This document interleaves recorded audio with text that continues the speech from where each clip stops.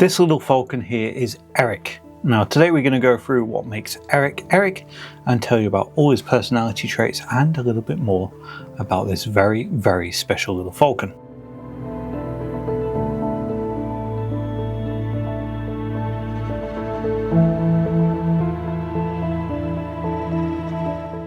So the peregrine falcon, it is the fastest animal on the planet. The fastest speed I would believe recorded is 242 miles an hour, which is absolutely ridiculous.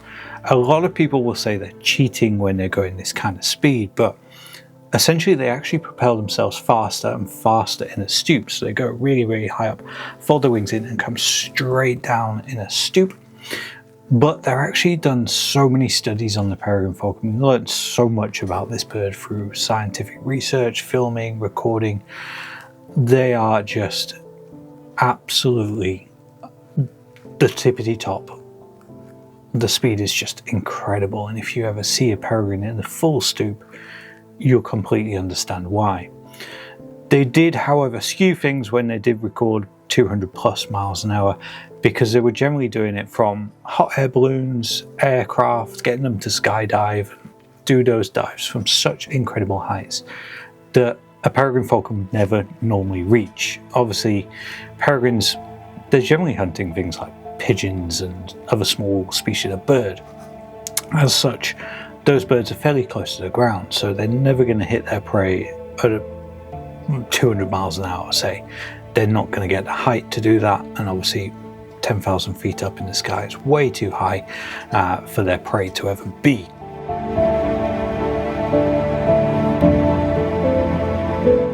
This little falcon here is actually the fastest bird we have at SMJ Falconry.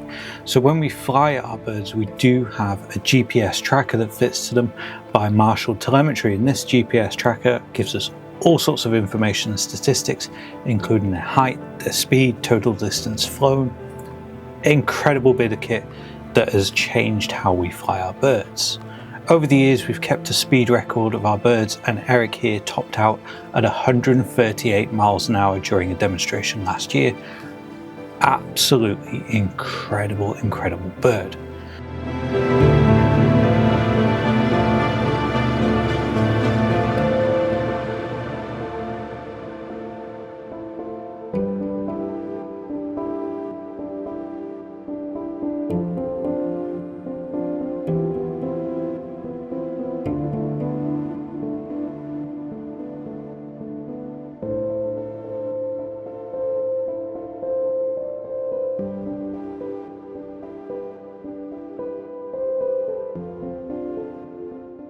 So generally when we fly Eric, his normal style of flying, he'll actually go off and clear off into the sky, and he'll become a speck in the sky, and he's generally between about 500 and about 1,500 feet up in the sky, which is amazing. Over 1,000 feet, he is literally a pinprick in the sky. It's so hard to see.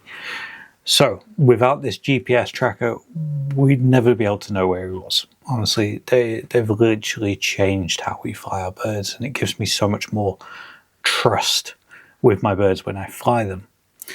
Now, Eric himself, he's a 2024 bird. So in 2026, he's just over 2 years old now. So he's in his pretty much full adult coloration. During this video, you'll see some coloration difference in Eric, where he's got some brown and mottling coloration. They're his juvenile feathers, and they generally lose those between 1 year old and 2 years old completely.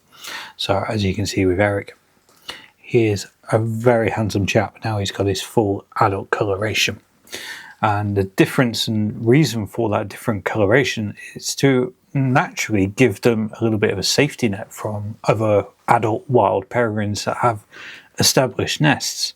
If they see a juvenile or a sub-adult peregrine flying through their territory, they'll give them a warning, but if they see an adult coloration of peregrine, they're gonna be out for blood, because it's their territory and they don't want any invaders into their land.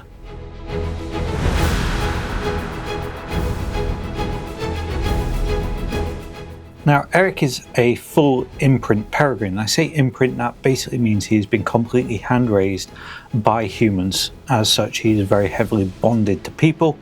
He doesn't know himself as a true peregrine because he wasn't ever raised by a peregrine falcon. And we do imprinting for a couple of reasons. One reason, it could be for breeding, for artificial insemination purposes, or in my opinion, for certain species of falcon, it makes an incredibly well-rounded demonstration bird. And that's what Eric's job is to scream us across the sky in front of children and adults alike and show off what this species of bird is capable of doing. And by hand raising him, he was fully grown at about 6 weeks. We had that about 5-week window where we had him, and we took him everywhere with us. And as such, Eric got adjusted to all the sights and sounds of schools, events, showgrounds. Wherever he went, Eric was with us. So he's not really scared of anything, to be honest with you. He's quite a good boy and quite relaxed about all sorts of different environments. I have found this year he's not a big fan of herring gulls, and to be fair, they are like 4 or 5 times bigger than him, so I don't blame him absolutely whatsoever for that. We have had the occasion at Anglesey this year on Beaumaris Castle where Eric got a little bit spooked by the herring gulls and he wouldn't actually gain much height. As such, he stayed quite close to the castle, and he just basically sat on the castle walls because he was like, oh my gosh, these herring gulls, they're shouting at me. So he's a little bit wary on that kind of front.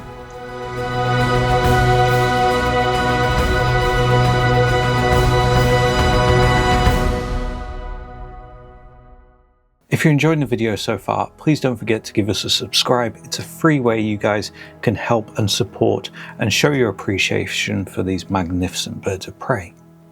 We do weekly Bird of the Week videos on short form, and we are going to introduce the team in both short form and long form as we go throughout the next year. If there's any suggestions that you do have for the videos, drop them down in the comments, and we like to read each and every one of them. Now, Eric has had a few occasions where he has gone astray as such, and I have had to go and pick him up. And to be fair, the amount he's flown, it's very, very few occasions he's gone off. But one occasion was in North Wales, again at another castle, and Eric went off. And that's fine. He was about 6 months old at this stage. And he went off and he was flying around the local recreation ground, the local park. He was flying around. I didn't think much of it. He kept landing occasionally. I gave him a good 45 minutes to come back because generally speaking, he should have come back by then. But on this occasion, he hadn't. So I walked down, it's about half a mile tops. Wasn't very far away. He could have easily seen me, but he chose to stay over there. So I went over there. He came straight down. No problem at all. GPS trackers, pinpoint him on a map, we can walk straight to him. Absolutely no bother. Came back, had his food, sat on a perch. It wasn't until about 2 hours later I got a message on Facebook saying, was this your bird? And it was actually Eric. And Eric was playing on the local bowls pitch, and they were bowling the ball, and Eric was chasing it and jumping after it. Absolutely hilarious. I did not know that had happened. So from then on, I've always given Eric either a tennis ball or a golf ball to play with, and he's a very playful chap. He's kind of grown up over the recent years, but it does show that they do actually quite enjoy playing and interacting with things. They're not just these big, scary, evil predators that eat all the birds around.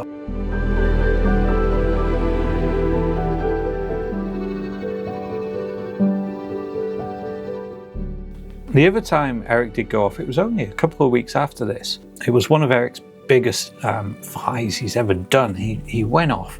He was gone for about 10 miles. It was an incredibly windy, incredibly sunny day, so lots of thermals, lots of air currents for him around to enjoy. He went up, first time he ever went over 1,000 feet, and he went off over Haworth, which is about 3 miles away from our base at our Falconry Centre in Oxenhope. Not very far, but he did eventually go downhill, which obviously meant he had no clue where he was. So I got in the van, jumped in the van, and drove after him. And he'd actually, as I was driving up to him, he took off and flew back over me, and he only ended up about half a mile away from home in the end, just over the hillside. And as such, when I went to pick him up, he was like, "Oh my gosh, where have you been?" He flew straight down to me. And this is the case with a lot of our falcons and a lot of our birds. If they do get lost, it's generally because they don't know where they are and they don't know where home is. And it's not the case they want to be free and wild, it's just the fact they don't know where they are, really. So it's a lot of the birds will actually recognize even our van, to the extent I've had birds, I've been driving towards them and I've seen them fly straight towards the van.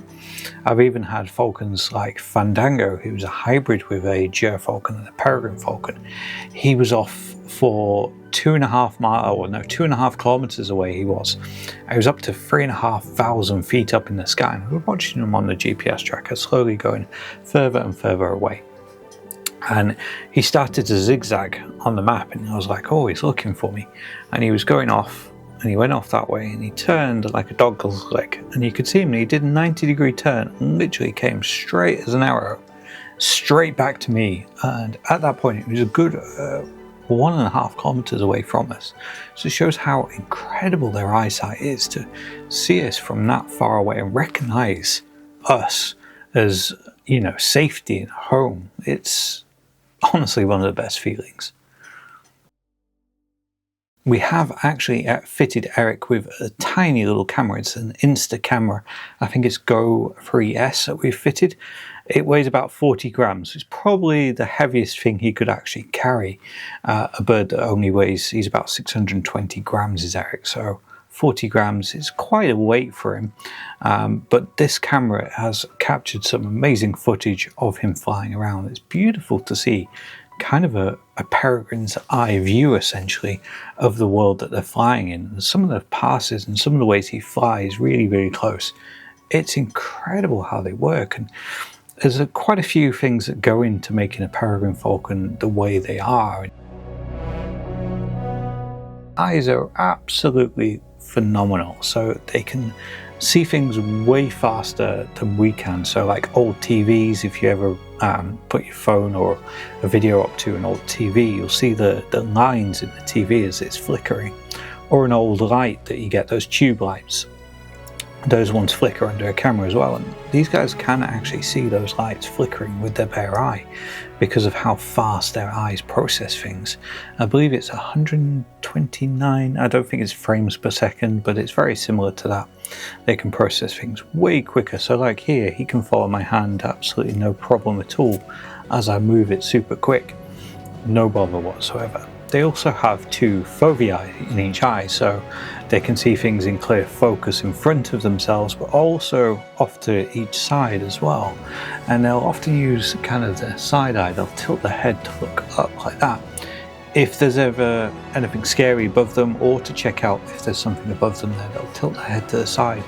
And that's generally an indication there's another bird of prey around, if you ever see a falcon tilting their head like that.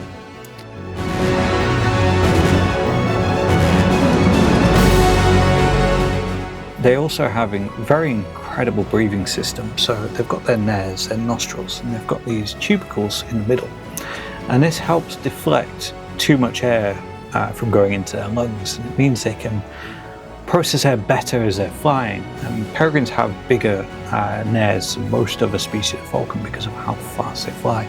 So it's absolutely incredible adaptation. And all falcon species have this terminal tooth on their beak, so they've got, it's not just a straight curve, it's a little notch on their beak, and this marries up to the bottom of their beak. And essentially this is to break the back of their prey's neck. So if they catch a pigeon or whatever and they don't kill it on impact, which happens most of the time, then they'll bite the back of their prey's neck, and that'll sever the spine, and that's another way they'll deal with their prey if they ever need to. And because peregrines are pure bird catchers and bird eaters, they have mega long toes, and their talons are enormous and very, very sharp as well. So that means they catch the bird's body and not just some feathers. So species that have smaller feet like buzzards and kites, they are not as adept at catching bird species as mammal species. And kestrel's a good example of this as well, compared to other species of falcon, say a merlin compared to a kestrel. The kestrel has much stockier toes because they're mainly built for mammal species. That brings us to the end of this reboot of our Meet the Bird series. Let us know down in the comments what you thought of Eric and if you have any suggestions of the next bird you'd like to meet. And we'll see you next time.